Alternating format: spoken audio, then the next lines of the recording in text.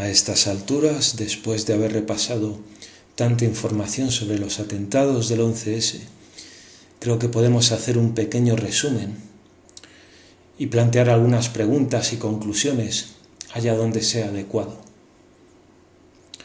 Todo lo que voy a decir a continuación está basado en los vídeos anteriores, que a su vez se basan en fuentes que podéis consultar fácilmente. En los vídeos anteriores hemos visto que Estados Unidos participó en la creación de Al-Qaeda, en el entrenamiento terrorista de Bin Laden, en la llegada de los talibanes al poder en Afganistán, y por lo tanto, los Estados Unidos son cómplice, colaborador necesario de todos los atentados perpetrados por Al-Qaeda. En la actualidad, Estados Unidos, Israel, el Reino Unido continúan apoyando el terrorismo islámico que ha sacudido Europa, incluyendo España. Por lo tanto, Estados Unidos, Israel y el Reino Unido son cómplices y colaboradores necesarios de esos atentados. Esta situación es tan obscena que hace apenas 2 meses Estados Unidos rendía homenajes a las víctimas de los atentados del 11 de septiembre, mientras intentaba proteger a los yihadistas que operan en Siria. Bin Laden inició su carrera en el yihadismo de la mano de Estados Unidos, pero luego se volvería contra sus antiguos benefactores y empezaría a atacar objetivos estadounidenses, convirtiéndose así en el hombre más buscado del mundo. Pero su familia, la familia Bin Laden, continúa manteniendo buenas relaciones con políticos y reyes de los países occidentales, e incluso tienen intereses empresariales en común con la familia Bush. El mismo día del atentado, los medios de comunicación empezaron a vender la autoría de Bin Laden, al tratarse, según ellos, de la única persona que, con el respaldo de su organización, podía haber organizado un atentado tan complejo. No barajaron la posibilidad de una autoría interna, sino que echaron mano de una historia preparada de antemano. Y tanto es así que las noticias llegaron a anticiparse a los hechos, demostrando que había un guión, una secuencia de eventos preparada con antelación. Pero ¿preparada por quién? ¿Quién tenía capacidad para preparar algo así? Vamos a verlo. Los medios de comunicación informaron de la aparición de lo que a todas luces eran pruebas falsas y de la actuación de agentes encubiertos que se dedicaron a levantar sospechas que apuntasen a la autoría islamista.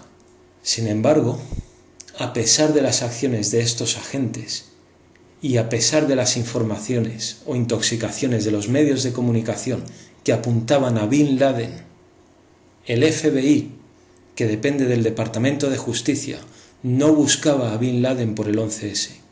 Quizás sospechaban de su implicación, pero carecían de la más mínima prueba que pudiera resultar en una acusación formal, a pesar de todo lo que se nos ha dicho. Y si el FBI no tenía nada contra Bin Laden, 4 de los personajes de la trama, 4 supuestos secuestradores, resulta que no lo eran, sino que estaban vivos en otros países a miles de kilómetros de Estados Unidos. Otros de los secuestradores, en cambio, compartían piso con informadores del FBI, sin que, al igual que con el atentado que se perpetró contra las Torres Gemelas en 1993, hiciesen nada para evitarlo. Mismo objetivo, las Torres Gemelas, misma autoría, musulmanes, mismo patrón, informadores y agentes del FBI que no se enteran de nada. Pero los que sí se habían enterado de algo, además de los periodistas que tenían conocimiento previo de lo que iba a ocurrir, fueron los espías israelíes que se encontraban en Nueva Jersey grabando cómo el primer avión se estrellaba contra la torre norte, celebrándolo y sacándose fotos con la torre en llamas de fondo. Espías israelíes. En menos de un mes, Estados Unidos lanza una guerra para extirpar el yihadismo de Afganistán, después de haberlo introducido 20 años antes, y para capturar a su antiguo agente, Osama Bin Laden, cuya ejecución extrajudicial fue comunicada al mundo haciendo uso de fotografías falsas, retocadas. Al poco del atentado, periodistas honestos y expertos en diferentes campos empezaron a cuestionar las mentiras que los gobiernos y los medios de comunicación habían estado contándonos. Gracias a quienes se atrevieron a decir que el rey estaba desnudo, supimos que ningún avión se había estrellado contra el Pentágono. Supimos que los pilotos de los aviones no podían haber ejecutado aquellas maniobras a menos que hubieran contado con más experiencia que la que nos han hecho creer que tenían. Estos expertos también manifestaron extrañeza ante el rápido derrumbe, 10 segundos, de unas torres de más de 400 metros de altura. Apuntaron a una demolición controlada y a la presencia de explosivos, como finalmente se confirmó. Un estudio realizado por científicos de varios países detectó el explosivo Thermite entre el polvo y los escombros. La presencia de este explosivo implica varias cosas. En primer lugar, que hubo más implicados aparte de los que nos han dicho, y que tuvieron la capacidad para preparar unos explosivos lo suficientemente potentes y sofisticados como para hacer que las torres se derrumbaran. Esa clase de explosivos no está al alcance de cualquiera. De modo que, ¿quién fue quien colocó esos explosivos en las Torres Gemelas? En segundo lugar, la presencia de este explosivo significa que los aviones fueron una mera distracción, para que las detonaciones pasaran desapercibidas. Y siendo una distracción, ¿quién pudo organizar una distracción de tal magnitud que implicara el secuestro o el presunto secuestro de 4 aviones, el presunto impacto de uno de ellos contra el Pentágono y el impacto de 2 de ellos contra las Torres Gemelas? Todo ello después de ejecutar maniobras para las que se requería gran habilidad y experiencia. En tercer lugar, si los aviones eran una mera distracción, quien realmente se encontraba detrás de los atentados se tomó muchas molestias para ocultar su autoría, cosa que no tiene mucho sentido.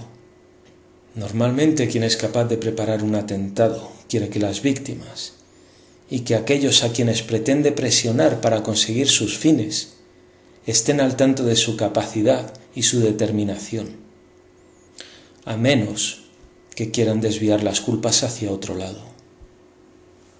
De modo que se preparó una distracción tan grande que no podía dejar lugar a dudas. Vimos los aviones, vimos las torres, vimos las caras de Mohamed Atta y de Bin Laden. Y sabemos que había una historia preparada de antemano, sabíamos que había agentes israelíes que sabían lo que iba a pasar. Sabemos que no hubo avión en el Pentágono, que hubo explosivos muy sofisticados en las torres. Una operación con esta envergadura real no estaría al alcance de una red de 19 yihadistas, 15, si tenemos en cuenta que 4 de ellos estaban en otros países y siguen vivos. Una operación así solo podría estar al alcance de un actor estatal con recursos prácticamente ilimitados. Una operación negra.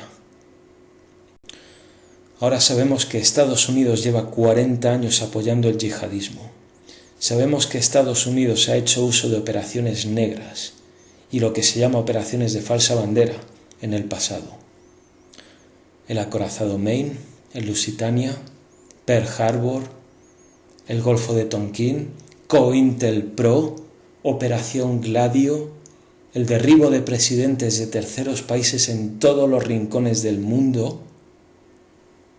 Si fuéramos tan ingenuos para pensar que los atentados del 11S no fueron una operación de falsa bandera, tendríamos que pensar que esa fue la única excepción.